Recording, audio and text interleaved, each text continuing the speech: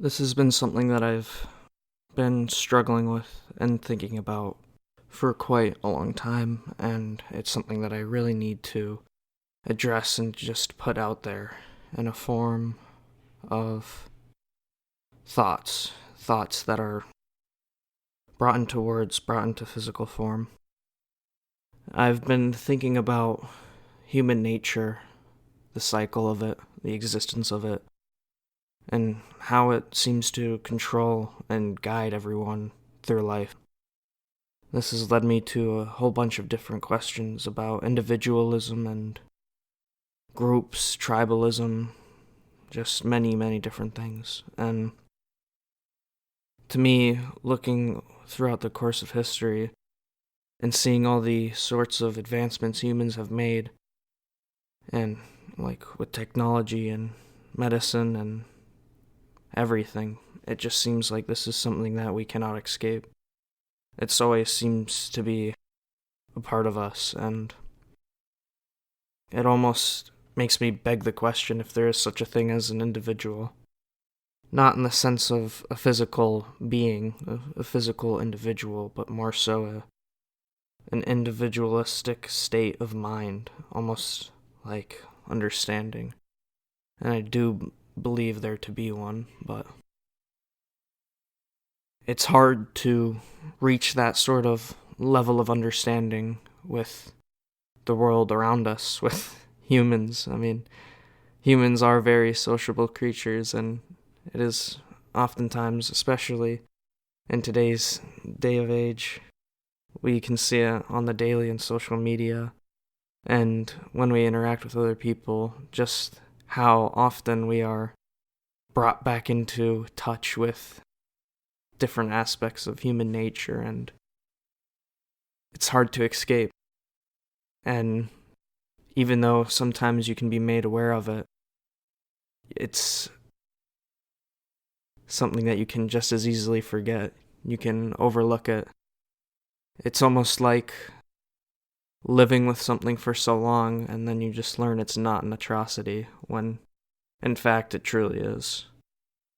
And this isn't to say that humans are atrocities in of themselves, but it just seems to me that those who do fall unto human nature will continue history's past mistakes and continue the phrase history repeats itself and continue to verify it. And the only real way that I've begun to think about that you can escape it is by sort of questioning yourself in a sense. Now, like, not for self-doubt, not for anxiety, not for any any means like that. No, but for trying to truly understand why you do things and why you believe things and not taking things for face value and just going along with a group or whatnot, but also not just going along with yourself. And I think for the longest time I was so focused on the group and I wasn't even noticing what I myself was doing that I took for granted and I just never worried about. And it's interesting to see how often I do things that coincide with human nature when I myself thought I was escaping it. But in any case, I see myself asking why. Why do I do things? Why do I have these motivations? And I'm asking the same thing of other people and of their groups and of their beliefs, and I can see now the ways that human nature seems to contaminate, in a sense, contaminate our beliefs and our actions and whatnot, and why such differences in people and in beliefs and in cultures can truly be, how do I say, standoffish. People can see the differences in one another and they just see a sort of challenge, a sort of a threat, and a sort of crisis to their existence. It's change, it's something that isn't theirs, it's not something that they own, and throughout history we've seen that change and that struggle, that war, strife, today's day and age with politics and with beliefs, religions. It's amazing to see where these sort of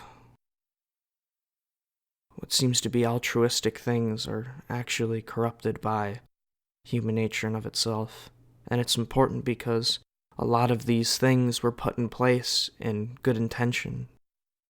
America was founded on good values, and some religions have good bases, treat others how you want to be treated, but it's human nature that corrupts them, human nature that uses them for greed or to gain power, to understand and to cower from things you cannot understand. And in most cases, to put up a wall between you and those who are different from you.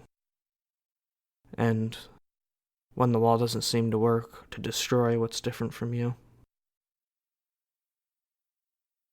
And asking the question why, it holds yourself accountable for your beliefs and your actions. It holds yourself accountable for these tendencies, and it keeps you true. You do not fall into the cycle of revenge or of greed, lust. You're able to maintain yourself in a sense and to see when you are truly acting as your own versus when you just allow human nature to take its course. And also, it keeps your groups and the people that you're with consistent to their beliefs, consistent to why they are together, and doesn't allow for any corruption or manipulation of the group to exist. The group exists solely for its purpose, and the people live solely for theirs. Something that I continue to struggle with, and I think I'll think about all the time because, in a sense, I just believe that it's hard to point out to someone. It's so easy to say that someone who approaches it in this way or who sees these things is oftentimes too focused and too introspective or too tied up in things that they shouldn't be worrying about. And in that same sense, I guess I would direct it back towards them, where they are too focused on things that they shouldn't be focused on, and where they allow their views and their actions to be guided by a force that could be in their control but isn't. And I feel the creeping sense of narcissism or condescension, and I know that when I speak these things, it isn't from that basis. It isn't from me being right or them being wrong or any sort of justification like that, but just from a place of understanding and seeing and ascending one's own limitations, I would suppose. And it's very hard to understand, but sometimes it's hard to see what's right in front of you, and even harder still to see what's in front of you and to face it, because sometimes that change in perception is horrifying. You're changing your beliefs, you're changing the way that you understand things, you're changing the way that you interpret the world, and that sort of thing can lead people to quite a dark place, and that dark place is not very fun. It's not very good. It's, it controls you, but still, in some sort of sense, they're along the right path. And that isn't the path to ending it all or to reveling in the darkness, no, but the path through the darkness to the light and to understanding and to see the inconsistencies and to grow from them. I suppose that it's something that will take me forever and a half to fully understand, and something that will take more than just a few minutes to describe and to point out, but there are many tales and there are many, many different ways that you can go about seeing these things, and whether it be from yourself or from others, it is still definitely something you can notice, if only you keep your eyes open to it.